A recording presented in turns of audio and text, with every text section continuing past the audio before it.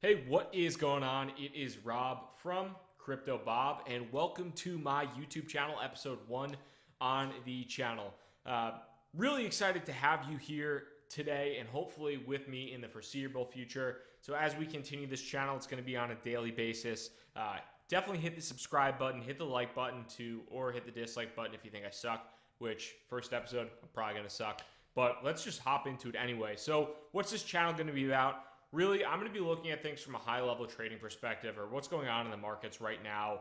Where do I have some of my money working? What am I looking to do? And what do I see as the trends kind of continuing into the future of this crazy, wild, awesome world of cryptocurrency?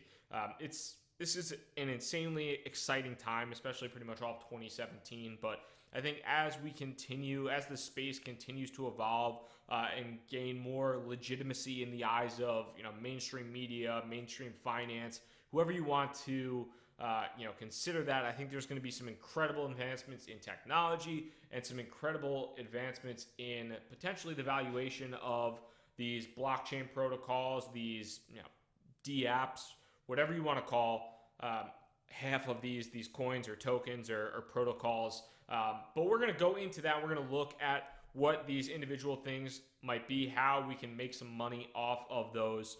And to give you some of an idea, I'm a pretty average dude. I have a master's in information systems, but I am by no means a software engineer. I am not a developer.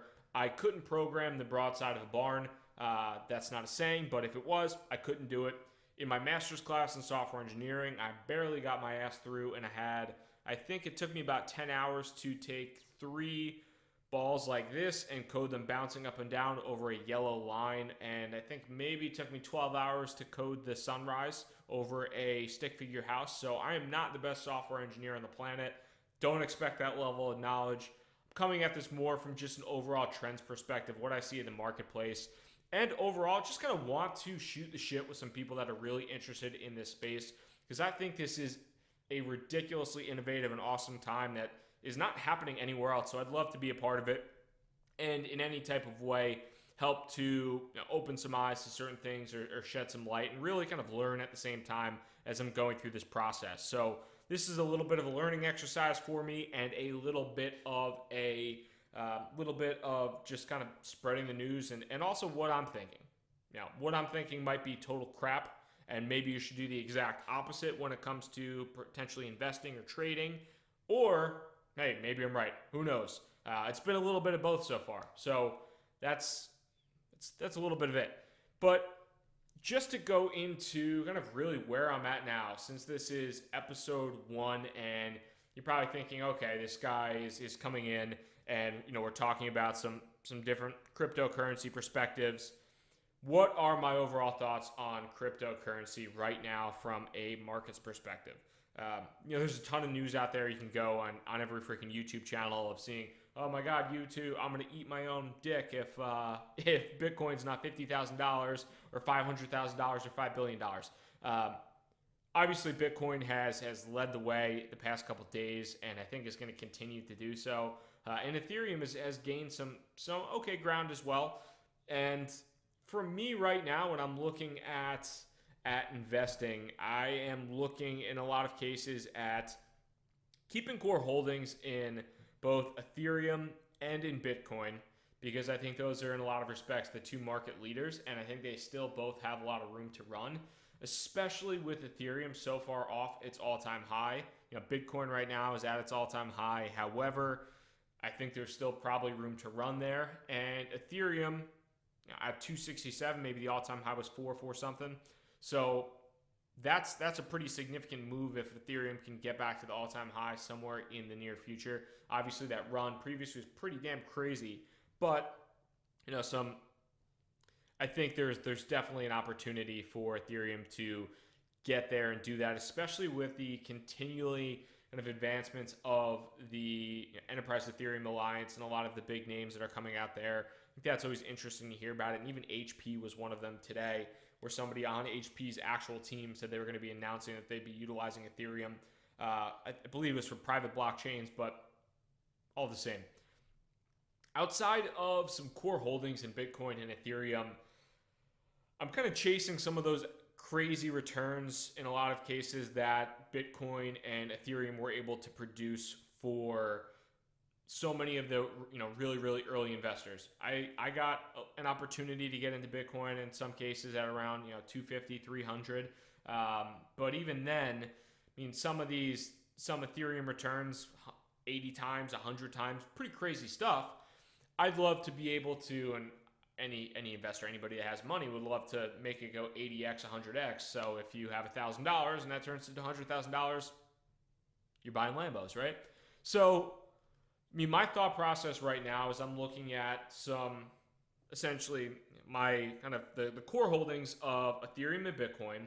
And then I'm looking at maybe more what I would consider not mid-cap stocks, but mid-cap coins. And then I'm going to have some of the outliers of what I think might pop in the future. So outside of Bitcoin and Ethereum, another one that's been somewhat interesting to me, and I got in somewhat at a nice timing, is actually NEO or Ant shares, whatever you want to call it. This got a ton of press when it went, I want to say, from like $1 or $2 to all the way up to $11, and then crashed back down to $3. When that happened, I didn't buy it at $3, but I got it around $6. So 3x return right now with NEO. I think it's been, like everyone wants to say, pumped to hell. The past couple days, it went from, I think, $8 to $18. So obviously that's a pretty crazy, I mean, we can take a look here. That's up $22 or 22% today, but that went up a ridiculous amount, NEO did. So I sold some of that. I'm holding on to some additional portions of it because I think that might have some long-term potential if things go crazy in China. Like everybody is saying, NEO or Ant shares is the Ethereum of China or the Ethereum of Asia. Who knows if that's actually true? But if it is, why not take a shot on it and see? And then in addition to that, another one that I have actually got into the ICO on and have held a pretty core holding of is Status. I think this is a hit or miss type coin. It's done really well, obviously, since the ICO, and it's done pretty well in the past week or so. But this is one of those where I see people in Reddit that talk about, Facebook bought WhatsApp for $19 billion. So Status is kind of trying to be the WhatsApp or a decentralized version of WeChat. So it has $19 billion valuation. I don't know if that's necessarily the case, but if it can turn out to be somewhat of a highly adopted application or messaging protocol, that could easily have $1 billion valuation, and we could be looking at something of another 4x return on top of 265. So that's something that's interesting to me. I think Status has some really interesting potential to be a very crypto focused aspect of that. Now, one more that I have touched base on, and I actually got into the ICO in this one as well, and some people have some differing thoughts on, because the founder is, I guess, Vinny Langham is somewhat controversial to the people of Ethereum because he's apparently trashed Ethereum and he's more focused on Bitcoin. And whatever you think about it, I think the actual basis of Civic, I've used the app. They used the app to run the ICO, and Vinny Langham has sold a company previously for, I think it was just below $100 million. He sold his gift card company that really rode the back of Bitcoin to a large company. So he sold that. He sold his previous company for a pretty hefty sum, made a good amount of money, and now is in Civic. That gives me some confidence that not necessarily is Civic going to be an acquisition target. I don't know how many companies in the Bitcoin space are going to be acquisition targets, but when you're looking at a coin right now that has a $66 million valuation or market cap, whatever you want to say, I think there's certainly room to run there with some solid execution by Vinny and his team.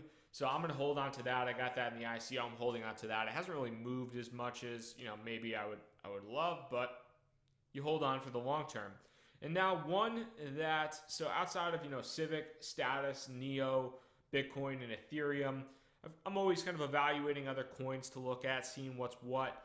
But One coin that I wanted to get into, and I haven't yet, but I'm thinking about pulling the trigger, is Omise Go, Omise Go, Omise Go. I don't know, however the hell you pronounce it. But this spiked real damn hard this weekend in particular, really around the August 2nd time frame. It went from $129 million market cap and priced at $1.32 all the way up to $3.45.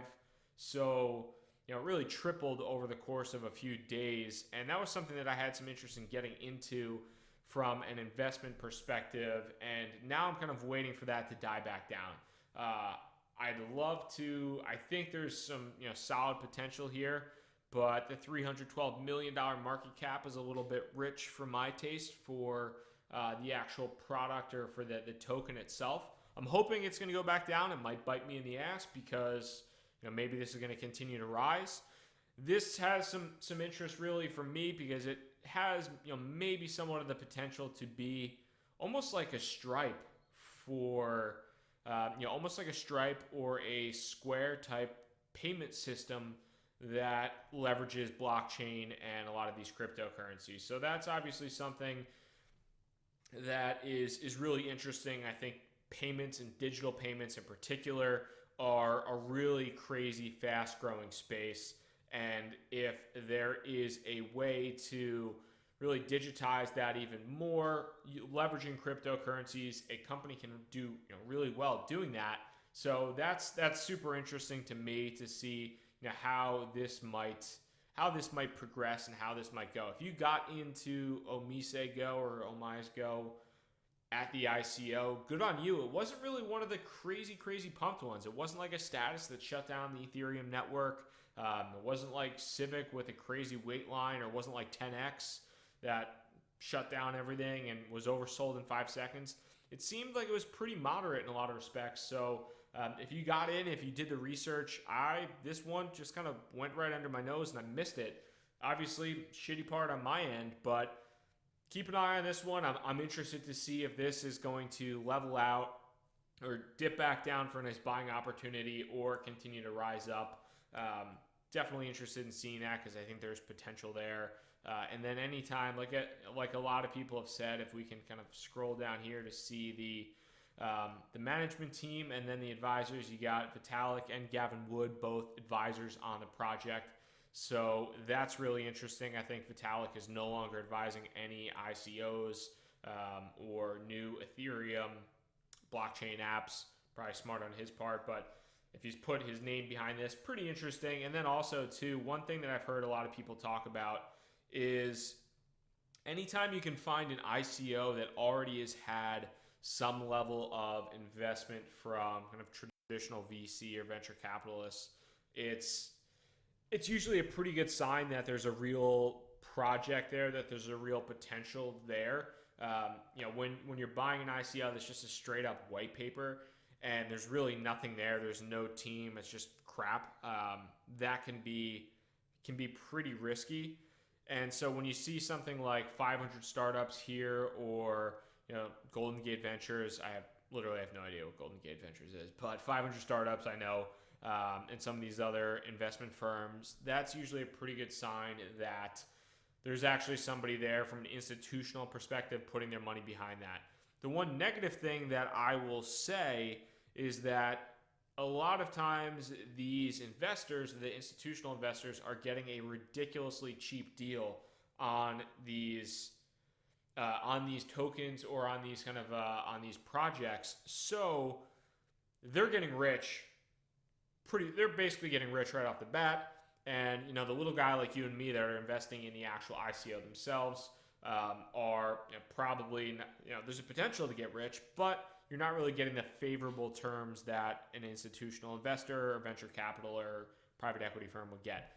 Not the PE firms are investing in these types of platforms really yet, but that's kind of neither here nor there. So outside of my rambling for the day, I hope this was somewhat of an enjoyable kind of first episode on Crypto Bob. This YouTube channel, I'm gonna put out daily content, really going over everything for the day. What I'm gonna leave off with tonight, kind of my 3 points, the 3 things that I'm really interested in leaving off with are, number one, what's going to happen with Neo? This has done well today for sure. Neo has.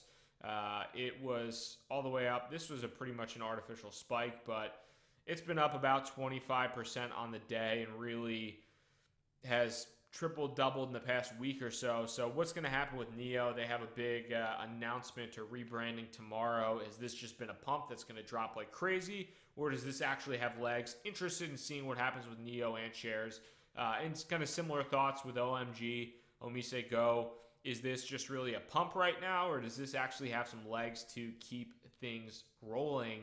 And then also, what's up with Bitcoin Cash? It had a nice little spike today, but is it going to stay down in the dumps, or does this project, does Bitcoin Cash, kind of have any legs to get back to where it was on kind of the initial launch day when it really was released and forked to the world? So those are the three things that I'm really interested in seeing: is what's going to go on with Neo tomorrow, what's happening with Omise Go long-term or OMG, and Bitcoin Cash. Is it going to stick around, and what's that valuation going to look like? It's super high right now, but is it going to continue to get dumped, or are people going to hold? If you enjoyed this video, shoot me a note in the comments. I would love to hear from you. It would be really, really awesome to hear what you're thinking about from a trading perspective, what coins you're interested in looking at, what I should be checking out as well. And again, hit that subscribe button, hit the like button if you like this, hit the dislike button if I sucked.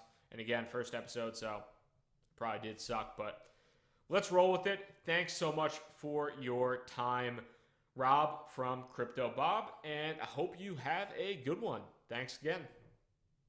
Cheers.